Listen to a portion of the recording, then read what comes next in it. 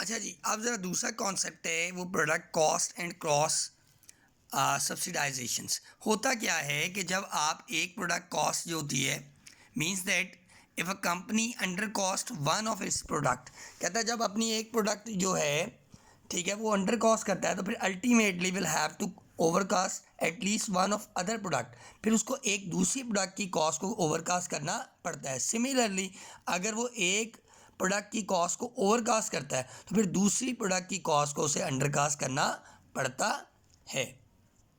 देखें, अगर मैं इसकी एग्जांपल इस तरह आपको बताऊं, जैसे हमने वो डिनर की बात की थी कि लेट्स सपोज अगर आप देखें कि जो एमा है ठीक है उसे जो पे करना पड़ रहा है ठीक है, अगर आप थोड़ा सा ज़रा देखें कि एमा को 27 पे कर रहा है, जो उसने एक्चुअली पे करना था $15 तो उसे एक्स्ट्रा पे करना पड़ रहा है ना 12, तो वो ओवरकास्टिंग होगी। मैंने कहा अगर एक ओवरकास्टिंग है तो दूसरा क्या होगा, अंडरकास्टिंग।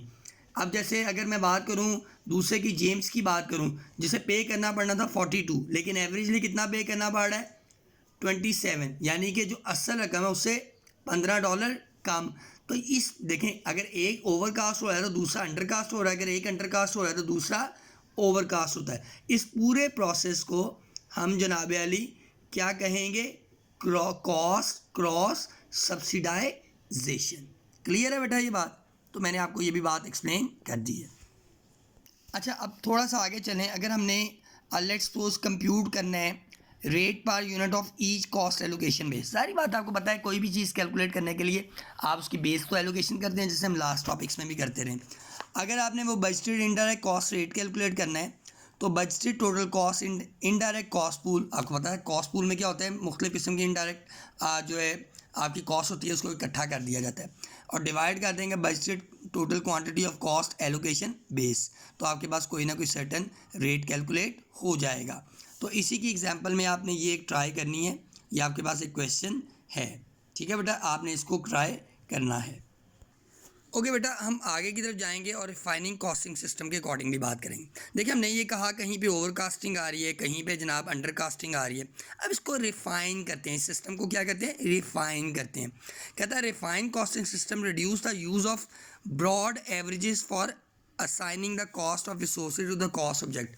हमने क्या किया था ना, एवरेजेस ले लिया, सबकी वैल्यूज़ को ऐड किया, डिवाइड बाय 4 करके एवरेजेस 27। कहता है इस तरह क्या होता है, ओवरकास्टिंग या अंडरकास्टिंग आता है।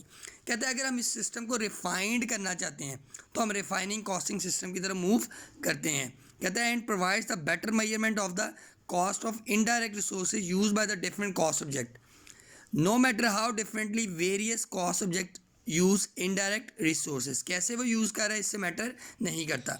इसी के आगे हम जाके फर्दर इसकी डिटेल में डिस्कशन करते हैं। ओके जी, अब रिफाइनिंग कॉस्टिंग सिस्टम में जो हम पहली बात करेंगे, जो बेस्ट टूल है रिफाइनिंग कॉस्टिंग सिस्टम का, वो एक्टिविटी बेस्ड कॉस्टिंग है। यही हमारा टॉपिक है। Refines the costing system by identifying the individual activities as the fundamental cost object. सबसे पहले हमने एक्टिविटी को मतलब क्या करना है, वैल्यूएट करना है, आइडेंटिफाई करना है। यानी कि जो एक्टिविटी है वो एक इवेंट भी हो सकता है, वो कोई टास्क भी हो सकता है, कोई यूनिट भी हो सकता है, ठीक है, कोई भी यूनिट ऑफ वर्क हो सकता है विद अ स्पेसिफाइड पर्पजेस।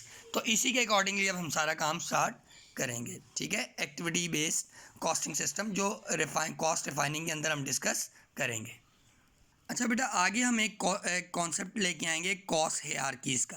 कहता है a cost hierarchy categorize various activities, यानी कि कैटेगराइज कर दिया गया है मुख्तलिफ एक्टिविटीज़ को या कॉस्ट पूल को, activities cost pool on the basis of the different types of cost drivers. Cost allocation base हो सकता है different degree of difficulty in डिटर्मिंग the cause and effects relationship. इसे हम कॉस्ट हायरार्की का नाम देते हैं। यह आपने ज़रा डिटेल में पढ़ना भी है। अच्छा, ये जो ABC सिस्टम है ना, ABC से मुराद है एक्टिविटी बेस्ड कॉस्टिंग जिस सिस्टम है ना, ये कॉमनली यूज़ करता है cost hierarchy with 4 level of identify cost allocation basis the rate that are cost drivers of the activity cost pools, ठीक है। आउटपुट यूनिट्स लेवल कॉस्ट है, बैच लेवल है, प्रोडक्ट सस्टेनिंग है और फैसिलिटी सस्टेनिंग कॉस्ट है। ये ज़रा आपने बेटा पढ़ना है, ठीक है, इसको थोड़ा सा पढ़ना है आपने।